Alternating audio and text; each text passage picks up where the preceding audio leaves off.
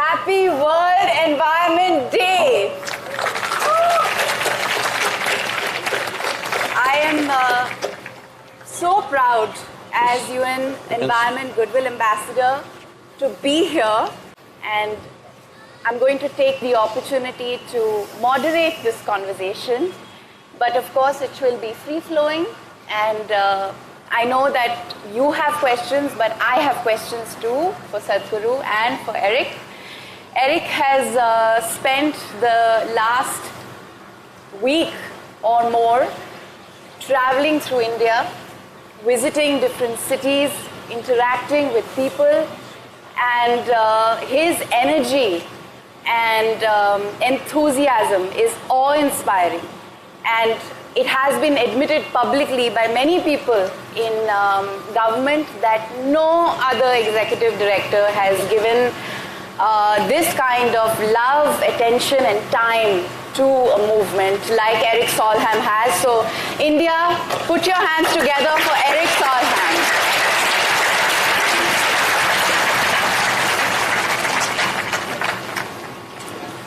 Sadhguru, I have been a long admirer of yours, and every person here is here because they love you, and I think I could include myself in that. I'm reminded of a very powerful quote that I repeat very often, and I'm going to share it with all of you here. It's by Baba Diem. It says, in the end, we will protect. In the end, we will protect only that what we love, and we will love only that what we learn about. And I think you have been instrumental in making so many of us learn to love nature and ourselves, and help us understand that we as human beings are not separate from nature. We are not apart from nature, but we are a part of nature. And what we do to our environment, we are in fact doing to ourselves, our own health. So thank you for that, Sadhguru. Thank you so much. I want to start with a question which is one that is connected to Rally for Rivers. I'm very proud to have participated in that campaign. It was a movement that galvanized civil society like no other. And it has seen a kind of participation that is unprecedented. And I know that your concern and love for India's rivers is deep. And I think the theme of beat plastic pollution is so deeply connected with Rally for Rivers that you came forward as well to say that this is something we have to do. Can you share with us what in your experience is, of course, the greatest need for India's rivers, and how you have connected the message of beat pollution to Rally for Rivers? Namaskaram, and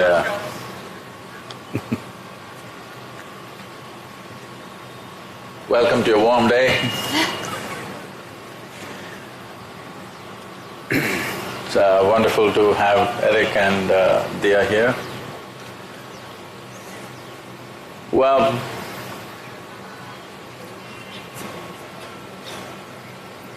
unfortunately we are still looking at a mega problem in small pieces. But that's how it works in the world, so we are focusing on one at a time. But this is not a separate problem, these are all just one problem. Essentially, this problem is about the way we live. Essentially, that we as life have forgotten that we are life. We as life have forgotten that our life has something to do with every other life. Not just in the impact that we cause. As existence, our life's existence is connected to everything around us, and there is no such thing really as in and out, because what is in me and what's outside of me, because every day something is coming in, something is going out. People say nearly 7 kilograms of intake and exchange is happening per day. So, we've just lost contact with life, our own life, and everything else that nourishes our life. This is the fundamental disaster, which is manifesting in so many different ways in the world. In our country, this land which was referred to as the land of 7 rivers at one time, because as we know, both in this nation and everywhere else, most civilizations always thrived on riverbanks, because water being the source of life. But today, I'm not an environmentalist in any sense, but from my personal experience, I've seen rivers depleting in an alarming way from how I have seen them 30–40 years ago and how they are today is no more a small concern. It is a serious problem. If we don't handle this in war footing. I'm using the word war intentionally because every day the way we're living is a war. It's a war with everything. At least let's reverse the war towards our well-being. It has to be done like we have a war on our hands, because the condition of the land, the soil and water in the country is alarming, very alarming, okay? With 1.4 billion people on your hands or 1.3 billion people on your hands, allowing soil and water to get depleted like this is… we still kind of in God's hands. We have not taken the nation in our hands, that's what it means. So, if we have to take charge of this, it's very important that rivers are a measurable entity, because water is depleting, you can see it. But this depletion is happening in the air, this depletion is happening in every possible way. They may not all be as dramatic as water shortages, so we picked on water to start with. Now plastic has been the theme of United Nations, and it is a very deep concern. Plastic is a classic case of who we are right now, how irresponsible we are as human beings, because out of many materials that we have developed on this planet, plastic is one of the most fantastic materials. I know a whole lot of people will get against me for this. I am saying this because a material that can be recycled thousands of times over and over again is a perfect material to make sure that what we use is in a cycle, that we don't have to continuously dig something new. We can use the same material for centuries if we handle it right. But we have handled it so irresponsibly, such a wonderful material has become poisonous, it has entered everything. They're saying a whole lot of microbes are carrying plastic in them. Maybe if a lot of plastic gets into you, you can do your morning yoga better, maybe you'll be a little more flexible. If that's what you're thinking, that's not how it works. So, this has been of profound concern to me always, but to bring attention, it took a certain amount of time.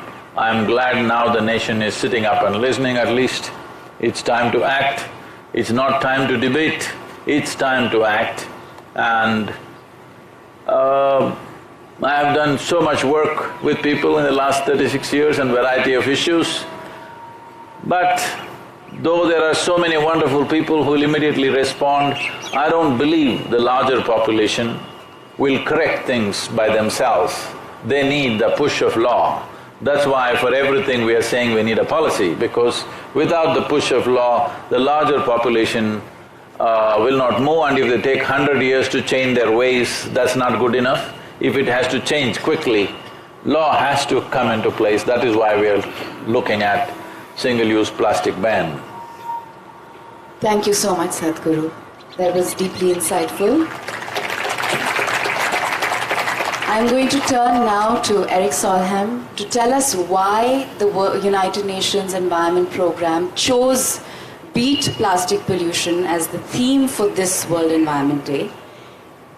Erik, would you please let us know why? Good morning to everyone. Can you hear me? Yeah. Good morning. A couple of days back we were in Andhra Pradesh, beautiful state in the south. We were traveling and we were first watching a number of farmers who are transforming their agriculture into nature-based farming. Fantastic to see, beautiful trees, a fantastic landscape, hard-working farmers. Then all of a sudden we came to some open fields and full of plastic. In the most beautiful, spectacular, fantastic parts of India, again, and the number of plastic bags, plastic pollution of all sorts. A couple of days later, we went from Agra up here to Delhi, watching out of the windows, again, plastic upon plastic along the railway line. This is bad. This is, as Sadhguru said when we went to Mahatma Gandhi's memorial, he said this is violence. This is violence against Mother Earth. It must stop. It's visibly horrible. Do we want to see this rather than to see the incredible beauty of the Indian nature? But it's also violence against our common human being. Because, well, 2 days back a whale was dying in Thailand.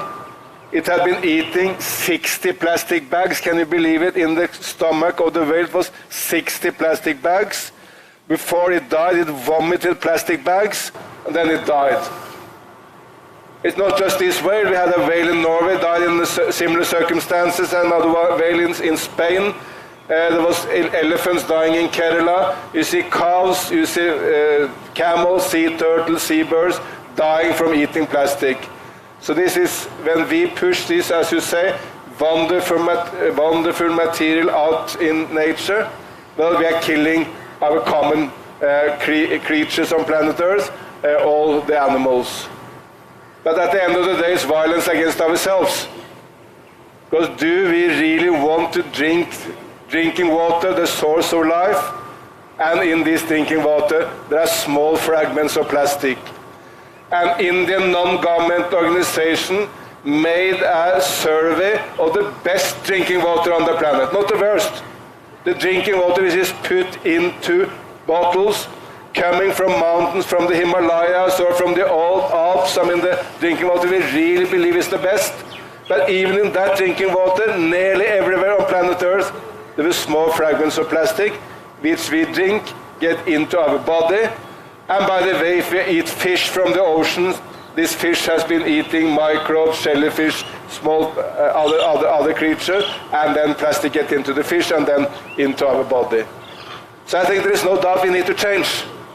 We need to change for the sake of Mother Earth, we need to change for the sake of the animal kingdom, but we need to change for the sake of ourselves. This is in the most simple and clear terms, I hope, why we have started this global campaign. Let's beat plastic pollution.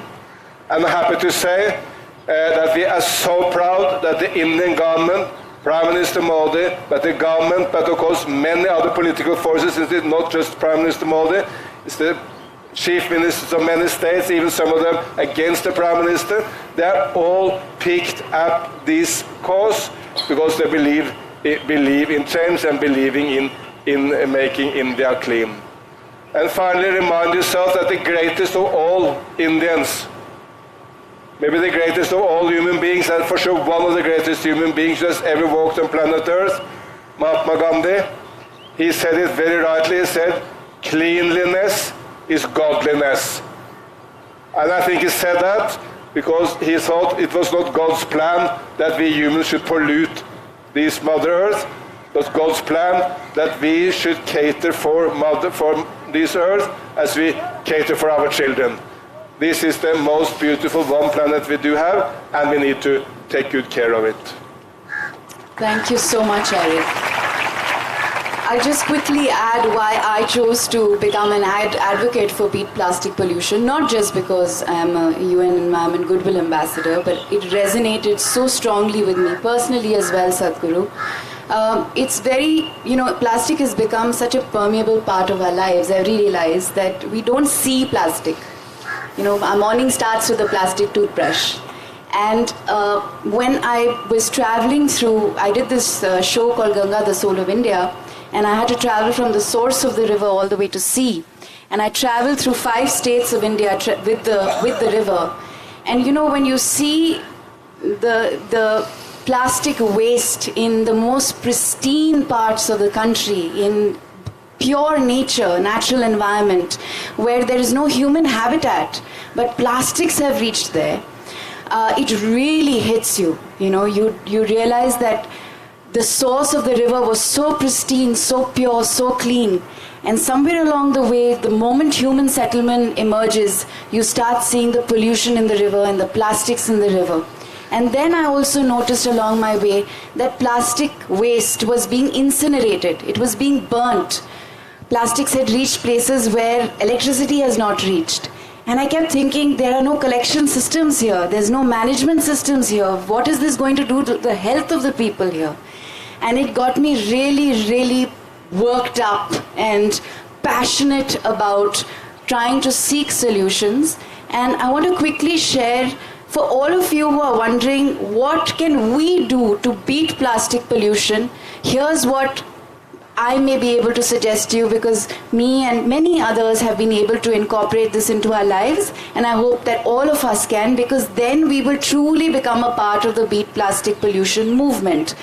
We at the United Nations Environment Programme are encouraging and urging everyone to stop the use of single-use plastics, which means refuse plastic bags. Of course, Sadhguru, your campaign expresses that very, very profoundly. Yes. Stop the use of plastic bags.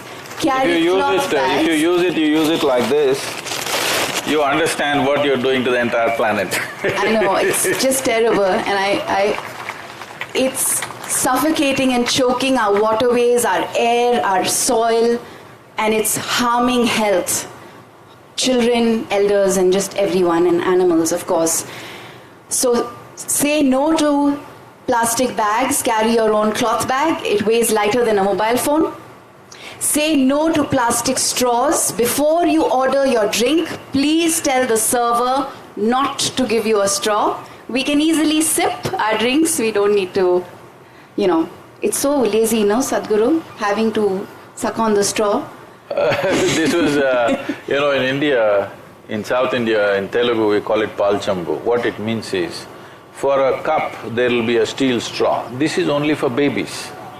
Once you become, by 7, 8 years of age, you'll learn to drink from a cup directly. But once again, the entire so-called civilized world is back to drinking in straws. I was in Moscow, just now, today morning I came. Even for water in a restaurant, they're putting a straw for water. So we have lost our ability to use our lips to latch onto the cup and drink water.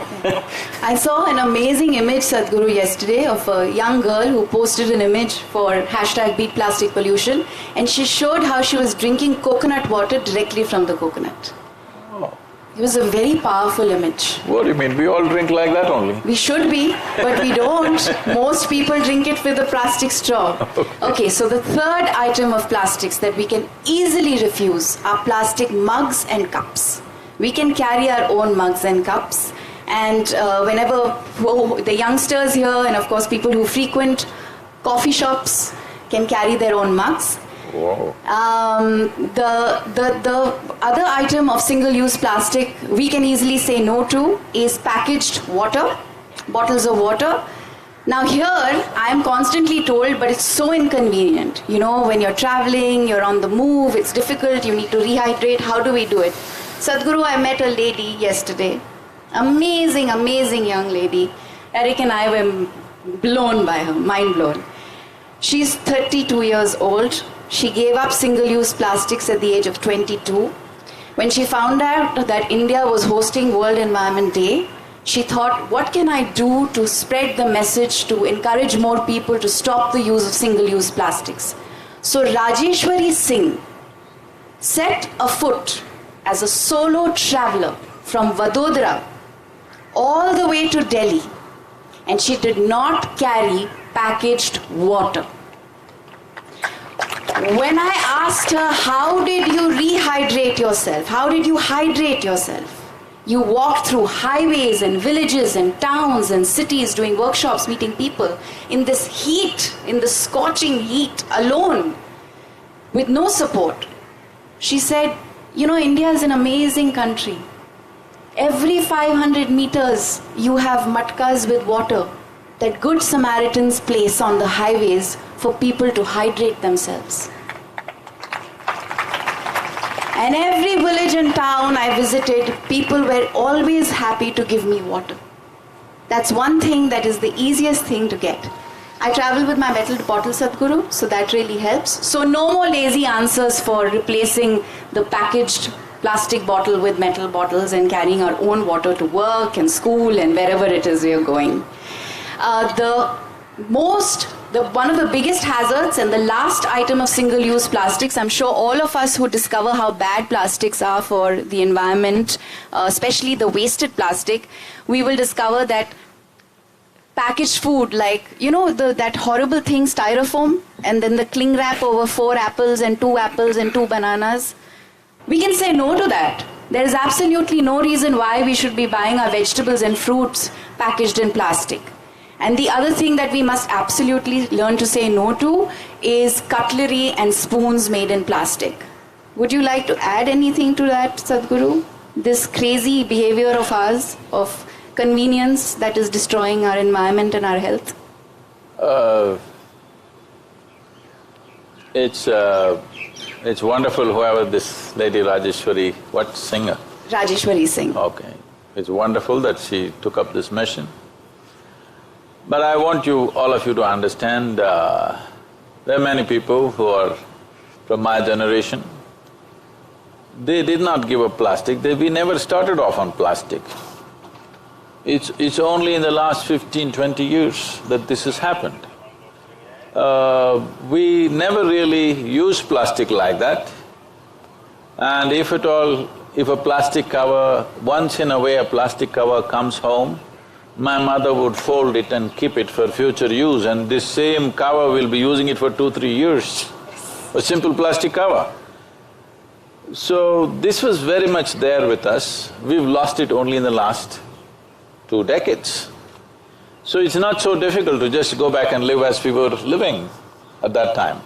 So I cannot say I gave up single-use plastic, but we largely never used it. Here and there it comes to you today, almost everything that you buy in the market, but I am not somebody who'll buy bananas in a supermarket. I know where to buy bananas.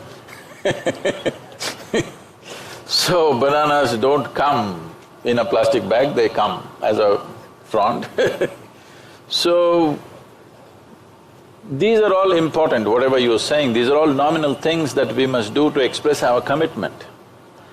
But the solution, because the problem is bigger, the solution also needs to be approached as such. For example, right now, nearly 40% of plastic is in packaging. This is the area that we need to address big time, because this is one thing that can be easily avoided. It's possible to avoid this. Bottled water is about, I think, 8 to 9% of the plastics used in the world. Nearly 500 billion bottles every year we are manufacturing. I've been in conversation with some of the largest PET bottle manufacturers who are manufacturing over 60-70% of the world's PET bottles, supplying to all the major water, the water industry and also the soft drink industry. They are all willing to change right now. I think those changes must be pushed. We want the local governments to push, Indian government we will approach in so many different ways to do this. They themselves, the industry themselves have realized for their own survival, they have to do this. Right now, these companies have come in collaboration with a few other universities from Netherlands and also a few other marketing companies and trying to make PET a continuous recycling process. That is, you never have to replace it. The same bottles can be used and reused for almost forever. It's possible to do that. Changing lifestyles is important, but we are talking about 7.5 billion people. Changing all their lifestyles is going to be a long-term plan. And by the time you change one generation, the next generation has gotten up and doing something else. So by law, bringing that recycling must happen. For these things to happen, one important point is, see, there are many grades of plastic, it's not one grade. Some of them are completely not recyclable, they must be banned, absolutely. Among the recyclable plastics, there are so many varieties. In United States, they told me, we're approaching some major industry with these solutions right now, we've formed a powerful group of people there. For example, I'm just telling you a simple example. Because we were in US, we were talking about the Coke bottles. These bottles are easily recyclable, but simply because of the paper label on it, you cannot recycle. If you recycle with the paper label, it gets downgraded, it won't be food grade plastic. Or the plastic label. Huh? Or the plastic label. Generally it's a paper label. If it is of the same material label, then it would be easy to recycle. If it was plastic and same grade plastic, it would be easy to recycle. Now they have paper labels. There is a plastic wrap around it, but it's actually a paper label. So now we are talking to companies who are capable of printing on the bottle. So we want to go to the businesses with solutions, not just protesting against them, not trying to destroy businesses, because that's not going to work, because the economic concerns of a business and the economic concerns of a nation are important. And above all, this has been the way, unfortunately, this is what we changed with Rally for Rivers. Always it is economy versus ecology. I'm asking all of you who are here, suppose there is a fight between ecology and economy, what do you think will win in your home, in your community, in your country? Economy, of course. Because people are thinking economy is today's concern, ecology is tomorrow's concern. No, ecology is today's concern. If this has to happen, we have to find solutions which will go with the existing polluting businesses. It's very important. Those businesses which are the major factors of pollution, we have to transform them, making sure their businesses are not destroyed, but transformed to a more ecologically sensitive way of operation. This has to be looked at on all levels. You can just tell a local vendor, you can't use plastic. What is he supposed to use? We must go and tell him, this is what you can use, what is the alternate product, and how he can use it, and how it is more beneficial for him and the customer. These things have to be brought about rather than simply protesting against business and industry, because long run that's not going to work, economy will win. So if ecology has to win, you have to marry ecology and economy. They have to get married. This is my effort. Erik, this is timely to ask you because Sadhguru has mentioned the umbilical link between ecology and economy. And he's also mentioned, I think in his own way, circular economy. And I want you to elaborate what that means, because we all know that 90% of bottles, packaged bottles, are not recycled, which means that new plastic is being used. Yeah, but in India it is recycled quite substantially. Yes, it is, but the percentage is low, Sadhguru. Yeah, that's not because of ecological concerns, that is because of economic depravity. Every bottle some little child picks up and makes some little money. Yes, of course, there's money in plastic. So that's what the circular economy is. Erik, will you please share what the circular economy means and how much money there can be in managing our waste better, our plastic waste better, because it's something that will encourage, Sadhguru, many more people to take up the action to manage plastic better. let me start by one other comment, because Sadhguru is my man. For a very simple reason, he brings together the two necessary perspectives, the change of the individual and the change of society and economics and politics. I mean, when we change lifestyle, if you start avoiding one-use plastic, throwing away the straws, not using plastic bags when you go to the supermarket, well, it's a small act, one individual acting. It's important because together we are a big force, but of course changing lifestyle like that is also a very, very clear signal. It's a signal to political leaders and to business that we need to change.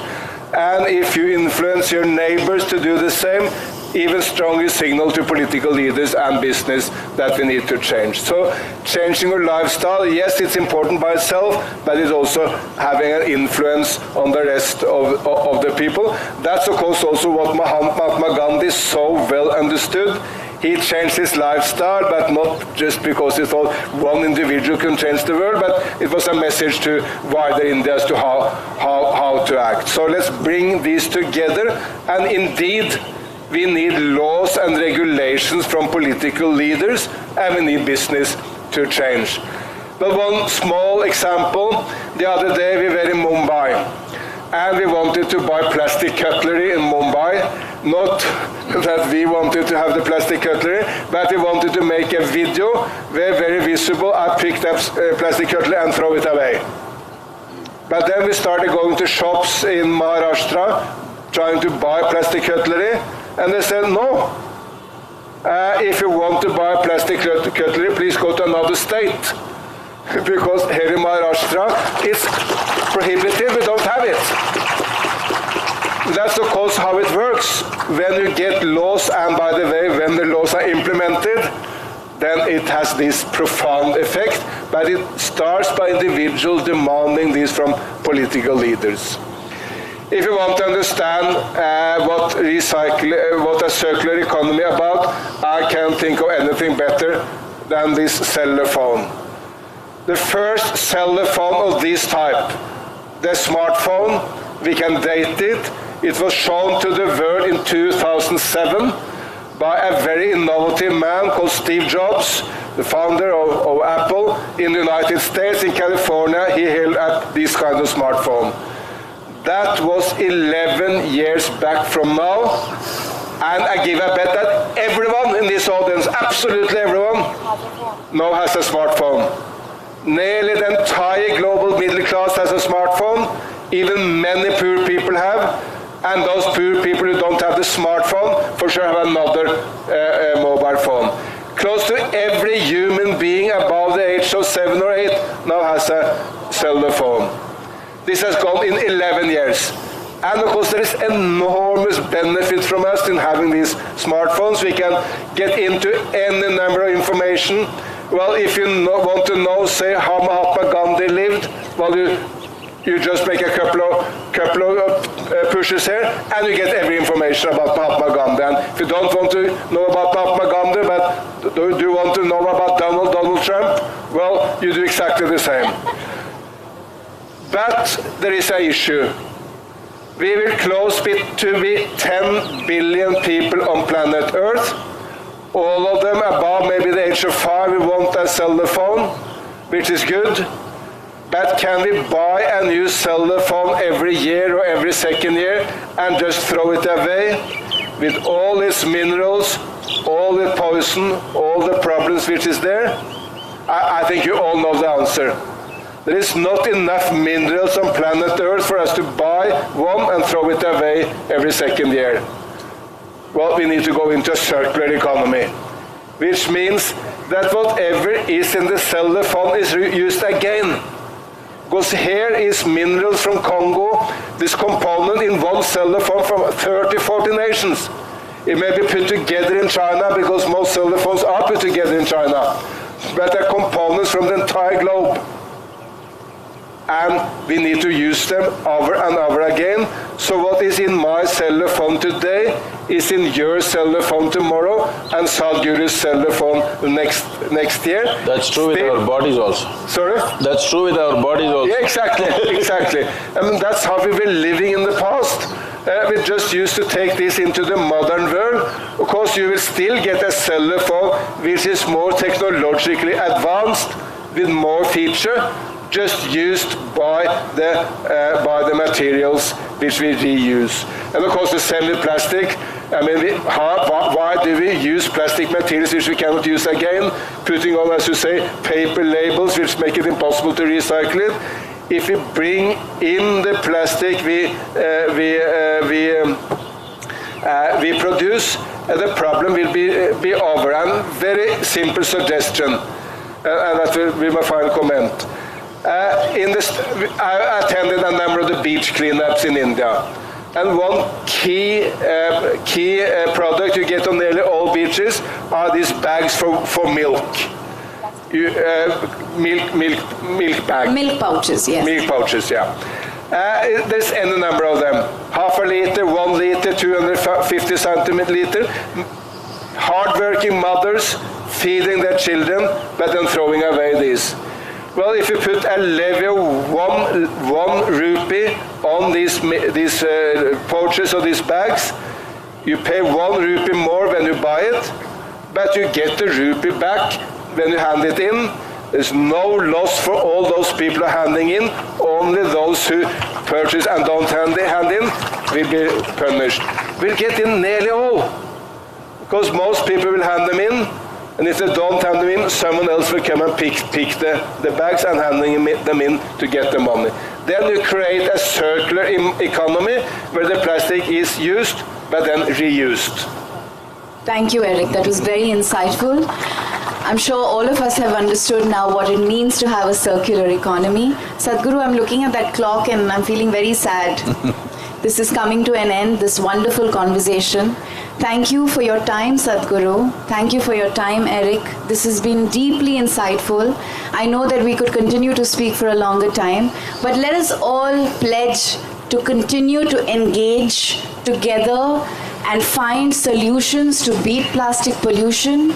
Let's not allow this campaign to end with World Environment Day, but continue it every day till we have truly beaten the menace that plastic waste is creating in our lives and to the health of our environment. And of course, if we want to go beyond that, let's find ways to reuse, recycle, upcycle, and reduce our consumption of plastics. Thank you so much. Namaskaram. Have a wonderful World Environment Day. And to everybody watching all over the world, thank you for your unbelievable participation. We are proud to host World Environment Day in India, and this is an even more proud moment for all of us to be seated here with Sadhguru and all of you wonderful people here who have joined us. Thank you so much.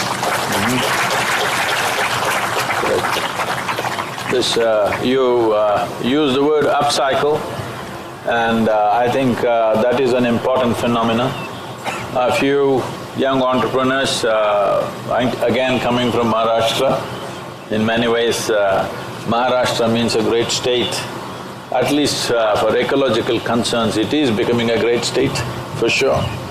Because even for Rally for Rivers, the first immediate action on the ground has happened in Maharashtra, and this upcycling of using plastic material to not to just recycle it to a downgraded material, but to actually make it into a better product than what it originally was. This is beginning to happen, young entrepreneurs are taking it up and doing it.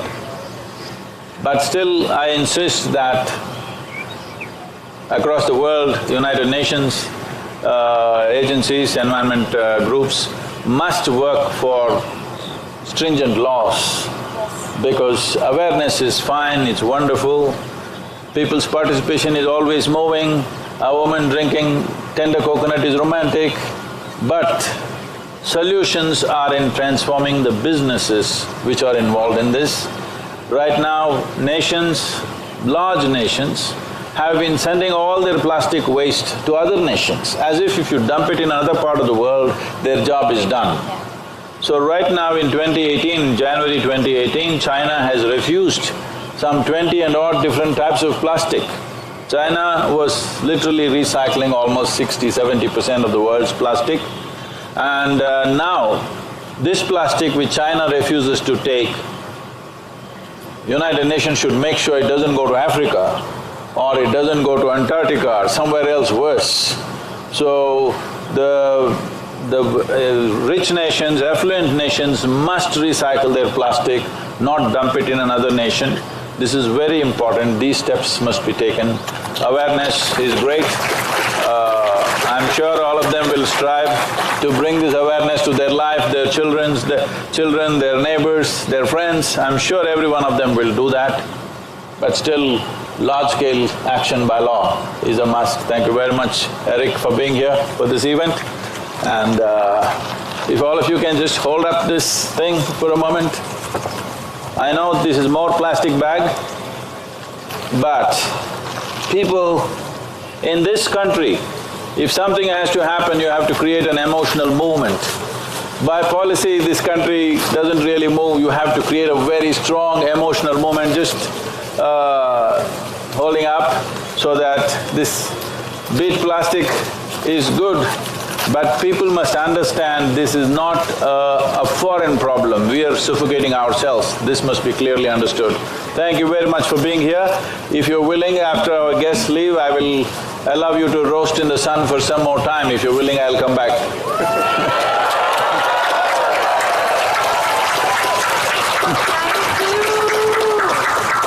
Respected Sadhguru. Thank you so much. And all God lovers, the nature lovers, the humanity lovers who are here to witness this great occasion of celebrating this Environment Day in a befitting manner. A call given by Sadhguru for the humanity. We are all here. Erik Solheim is here, Kannan, who has been instrumental, and I am a disciple of Sadhguru. I am here not as a minister, but I am as a disciple of his over here.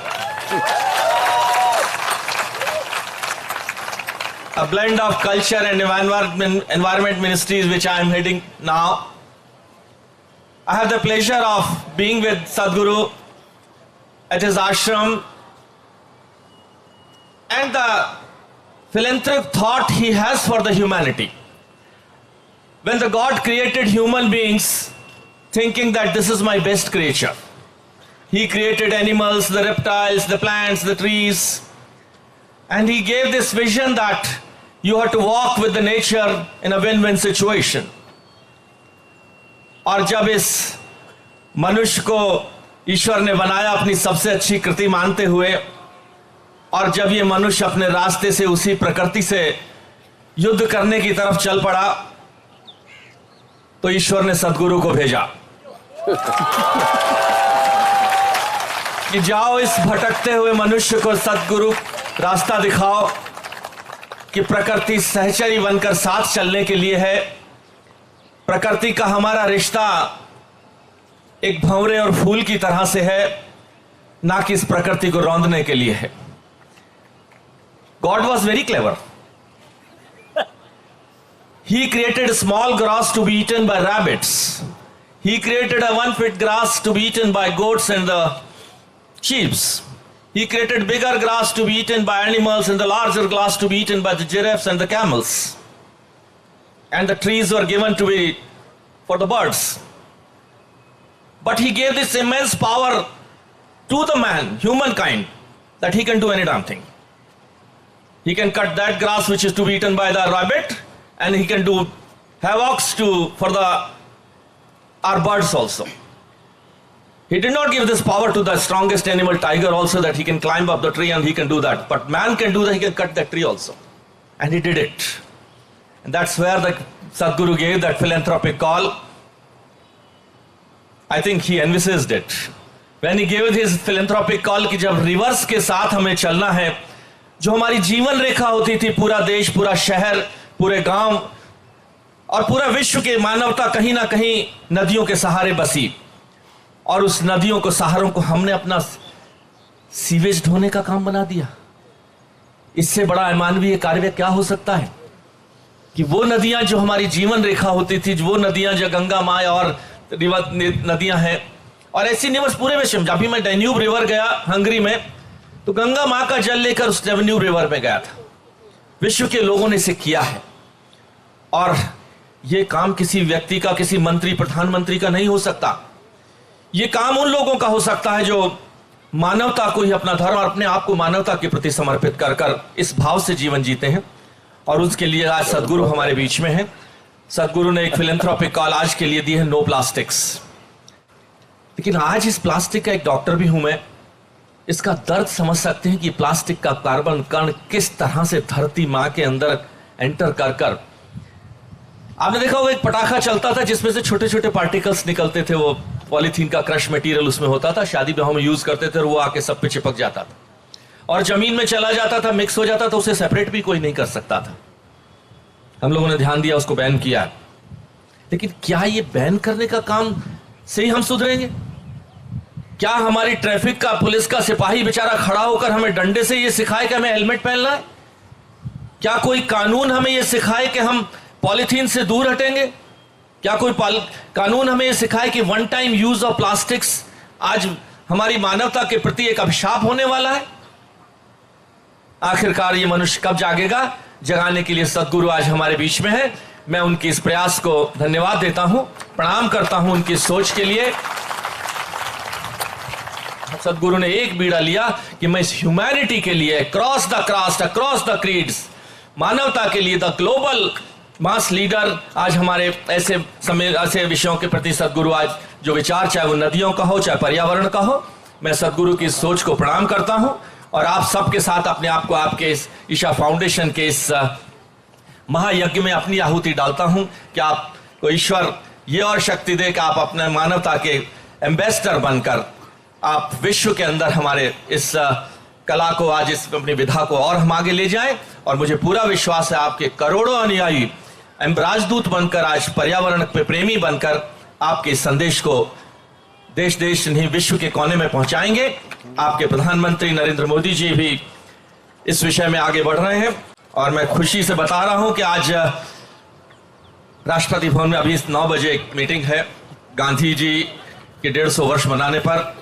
माननीय प्रधानमंत्री जी ने सदगुरु को आज उस 15 सदस्यीय समिति के अंदर एक विशेष सदस्य बनाया है जो सदी से उनकी मानवता के संदेश को लेकर चलेगा। मैं पुनः सदगुरु के चरणों में नमन करते हुए और उनकी सोच को प्रणाम करता हूं। बहुत बहुत धन्यवाद। I would like to acknowledge the present government. I'm a little technologically.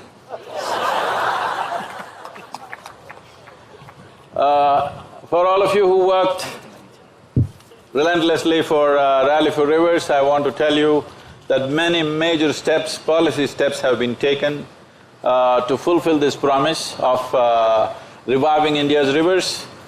I can't go into all the details. One major thing is 84% of India's water was being consumed by agriculture. Now this year, for this year's budget, 5,000 crores have been allotted for micro irrigation, which can bring down water consumption by nearly 50% for agriculture.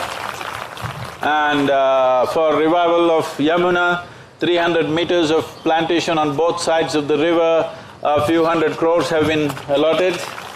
And I'm sure our minister has a hand in all these things. And for the revival of Ganga, planting about 25 crore trees is on for this year. Just now we've been called for a meeting on 7th of June with the Karnataka government that to plant 25 crore trees along Kaveri banks is on. We are part of that movement. And as a part of setting up treatment plants, I think some 6,000 or 7,000 crores have been allotted just in the Ganga region, that our minister Sri Gadkari has promised that in a year at least 70 to 80% of the pollution will be gone. And I've been saying this is all it takes, just 1 or 2 years of action. We don't need to clean Ganga if we don't let in the effluent